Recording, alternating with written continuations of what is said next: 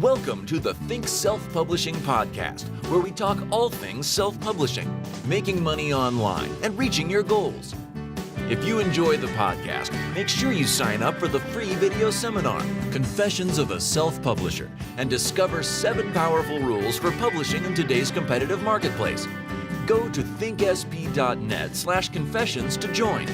Now here's your host, James, and let's get started with the show.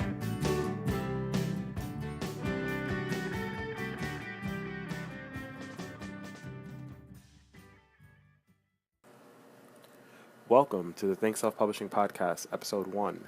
This is James, and in this episode, we're going to answer a pressing question that most newcomers to self-publishing have. We're going to talk about publishing in 2017 and whether or not it's something you can still do, right? So we're going to talk about whether or not you can still make money doing this, if the marketplace is too crowded, and, if you can still do it, what are some of the reasons why I think that publishing is still something you can definitely do. So before we get started, since this is the first episode of the podcast, I want to talk a little bit about the show and its format. So the most important thing you should remember with this podcast is these episodes are going to be very short and to the point. I'm planning on releasing 2 episodes a week on Tuesdays and Fridays, and twice a week we will have a quick discussion on self-publishing or making money online. And the podcast will contain valuable information that you can apply immediately. So the goal is I want to try to present information to you, and I want you to be able to take this information and immediately apply it to try and see some results. So the show is geared toward people who have not started self-publishing yet, or the people who've tried and then stopped because maybe they weren't seeing the results that they wanted. Maybe they didn't know exactly the best way to go about getting started, but that's who the show is tailored toward, right? The people who haven't gotten started yet, or the people who started and then stopped.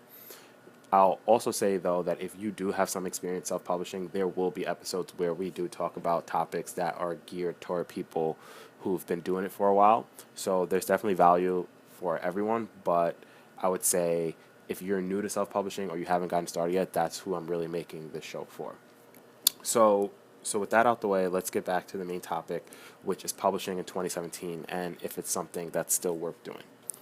So personally, my answer to this question of whether or not you can publish in 2017 is definitely yes, you can. And it's something that is very much so worth doing, right? There's still money to be made creating and selling your own books on Amazon. So if you're listening to this and you're one of the people who, maybe you've been thinking about self-publishing for a while, Kindle publishing, and you never got started, the first thing I want to say in this episode, right, the first piece of value I want to try to give everyone, especially the person who's listening to this and, you've been thinking about it but you haven't did it, the first thing I want to say is you should never wait to do anything, okay? So if you've been thinking about getting started with Kindle but you've yet to get started, then leave a comment in the section below if you're listening on YouTube and just say when you started thinking about Kindle, right? So this is the people who you've thought about it but you never did it and you're listening to this. So just leave a comment below, when you thought about it. If you're listening on iTunes, then just don't worry about it. But my first piece of, because I'm interested to know how many people have thought about it but never actually did it. But my first piece of real advice for definitely self-publishing and just making money online in general is waiting for things and delaying things only makes that thing much worse. Okay, so if you're waiting to get started, right, all you're really doing is allowing more people to just jump ahead of you and make and crowd the marketplace more.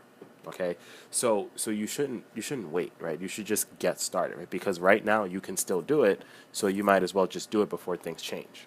Okay, in my personal experience, when I first learned about self-publishing, I didn't wait. I just got started, right? So I had hired a mentor who I was talking to about. I was talking to him about like Amazon FBA, and then I found out that he was doing Kindle publishing, and I asked him, "Hey, what are you doing with Kindle publishing?"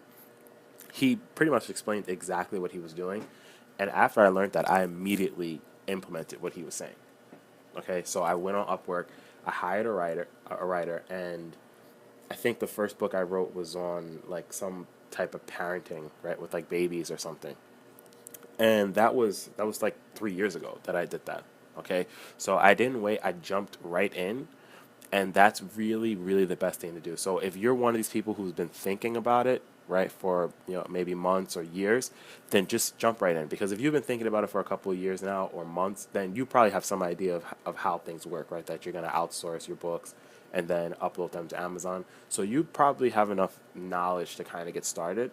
So my first piece of advice, definitely just jump right in. Okay, if you've been thinking about this, just jump in. If you're new and like this is your first introduction, or this is the first time you're even hearing about Kindle publishing, then I would recommend definitely listen to more episodes of the podcast, because we're going to talk about exactly how to get started, or the best ways to get started.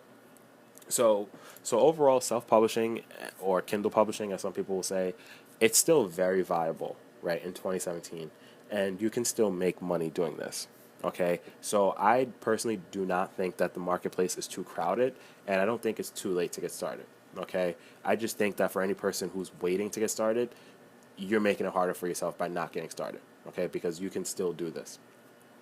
So personally, I think that there's two real reasons why self-publishing still works today, and why it's going to continue to work for years to come.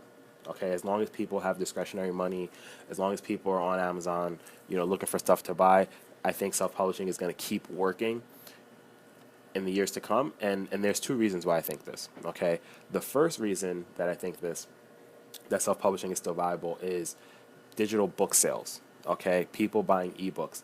I think that these sales are gonna stay the same or increase over time, and the reason I think this is because of the use of tablets, right? So basically, like iPads and like Galaxy Tabs, and even just general smartphones, right?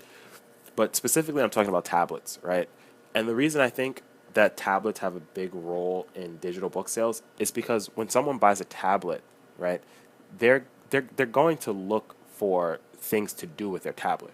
Okay, so in my personal experience, I found that, like, I have a website where I showcase all the books that I've published, and you have your Google Analytics on the website, and you can look at data regarding the people who come to your website. So what I found was most of the traffic to my website was coming from iPads, right? And then I think I was reading a forum somewhere where people were talking about how, their main use for their iPad, and they were saying that like they use it to read books. Okay, so it's just like so anecdotally, I feel like when someone has a tablet, they're gonna look for uses of their tablet, and one of the uses will be reading books. Okay, so people are going to watch movies, they're going to watch videos on YouTube, they're going to check their email, social media, right? But then once, they're kind of bored of that, they're going to try to read books. Okay, so if someone has a tablet, they're most likely going to try to buy some books and read them. And I think that as more people are buying iPads, as more people are, reselling tablets to other people, I really think that this contributes to ebook sales and Kindle sales specifically. So I think that that's one of the main reasons why the Kindle marketplace and the selling of ebooks, digital books, I feel like that's not going to go anywhere. The sales are going to stay the same. Maybe they decrease a little bit, but it's not going to decrease drastically. Okay, because even people with mobile phones can download the Kindle app and read books. Okay, so that's one of the main reasons I think that ebook sales are going to stay the same or increase. So that's one of the reasons I think self-publishing is still viable and will continue to be viable. And the second reason that self-publishing is viable and something you can still do and make money with, and this is a bigger reason, is Amazon, when it was founded, I think 23 years ago, right, by Jeff Bezos, it was founded as a book retailer. Okay, so like if you look at the Wikipedia, or you look at maybe like a documentary or something about Amazon and its founding, like you'll see that they were saying Amazon was started specifically to sell books. Okay, and then I forget what the name of it was in the beginning, but when Jeff Bezos founded the business, he founded it as a place for people to come and buy books online. Okay, and then I guess he realized, oh well, I can sell other stuff. So then he started selling other things, and then slowly over time it became Amazon that we know today, where you can just buy anything, right? Or you can buy almost anything. So so I feel like the since Amazon was started as a book, like a place for people to buy books, like it's continued to be that place for people to buy books. You know, if you're gonna buy a book, like where are you gonna buy that book? You're gonna buy it from Amazon. Okay, so that right there, it's you know, Amazon will always be a place for people to go and buy books. So if you come in trying to self-publish and make your own books for people to buy, you're basically kind of doing what Amazon was founded for. Okay, so so these are just assumptions that I have. Right, I have no real proof of any of this, but just think about it yourself. When you're buying books, like where are you going? Right, you're most likely going to Amazon. So that's kind of all I wanted to mention in this show, that self-publishing is definitely still viable in 2017, and waiting to get started is hurting you if you're one of these people who's doing that. Okay, and the two reasons why I think that self-publishing is still something you can do is because, one, digital book sales aren't going to decrease because of the use of tablets and mobile devices, and also selling books on Amazon is like, it's just something you should do because Amazon was founded as a book retailer, and people, when they're looking for books, they're gonna go to Amazon, right? And that's always gonna be the truth. So if you're waiting to get started and you have some knowledge of Kindle publishing, then you should definitely jump right in because it's still something that you can do. If you enjoyed the podcast and you found some value in it, then I recommend that you go to thinksp.net/confessions, okay, and you sign up to get the free video seminar, Confessions of a Self-Publisher, where I talk about 7 rules that I've learned over the last 2 to 3 years of publishing that I think will really improve your chances with self-publishing, especially if you haven't gotten started yet. So go to thinksp.net/confessions to get Confessions of a Self-Publisher, and stay tuned for more episodes.